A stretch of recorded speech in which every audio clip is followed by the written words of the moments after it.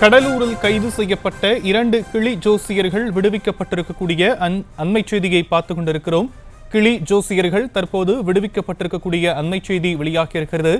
கடலூரில் கிளி ஜோசியம் பார்த்ததாக 2 ஜோசியர்கள் கைது செய்யப்பட்டிருந்த நிலையில் அவர்கள் தற்போது விடுவிக்கப்பட்டிருக்கக்கூடிய அண்மை செய்தி வெளியாகியிருக்கிறது.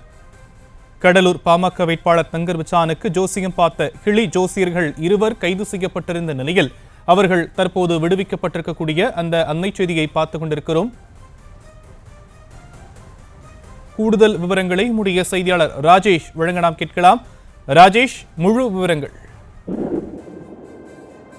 வணக்கம். கடலூரில் பாமக வேட்பாளர் தங்கர் பச்சானுக்கு கிளி ஜோசியம் பார்த்தவர் கைது செய்யப்பட்ட நிலையில் அன்புமணி ராமதாஸ் அதற்கு கண்டனம் தெரிவித்திருந்தார். தொடர்ந்து அந்த விஷயம் தொடர்பாக பலரும் அதுல சமூக வலைதளம் கூட எதிர்ப்பு தெரிவித்து வந்தார்கள். இந்த நிலையில் அந்த கிளி ஜோசியம் பார்த்தவர் கைது செய்யப்பட்டிருந்த நிலையிலே தற்போது அந்த ஜோசியர் விடுவிக்கப்பட்டிருக்கிறார் என்று தெரிவிக்கப்பட்டிருக்கின்றது. கிளி ஜோசியர் விடுவிக்கப்பட்டிருக்கக்கூடிய அந்த விஷயத்தை நாம் பார்க்கின்றோம்.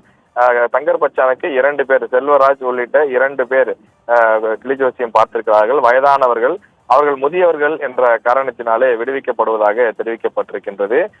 இந்த விஷயத்தை பொறுத்த வரையிலே கிளி ஜோசியம் பார்ப்பது என்பது சட்டப்படி தவறு. அதாவது ஒரு உயிரினத்தை, ஒரு பறவையை கூண்டில் அடைத்து வைப்பது என்பது ஒரு தவறான விஷயம்.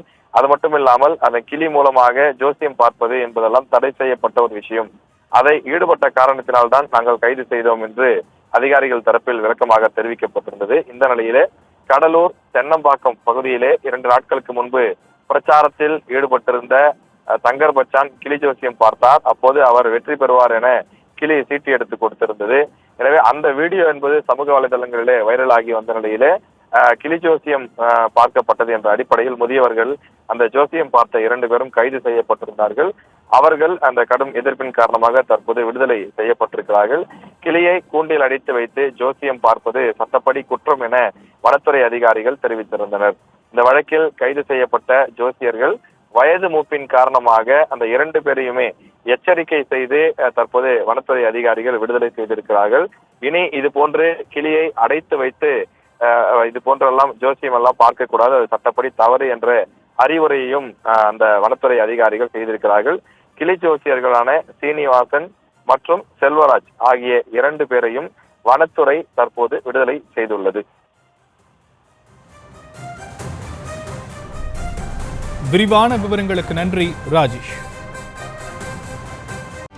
செய்திகளை உடனுக்குடனும் துல்லியமாகவும் தெரிந்து கொள்ள சப்ஸ்கிரைப் பண்ணுங்க.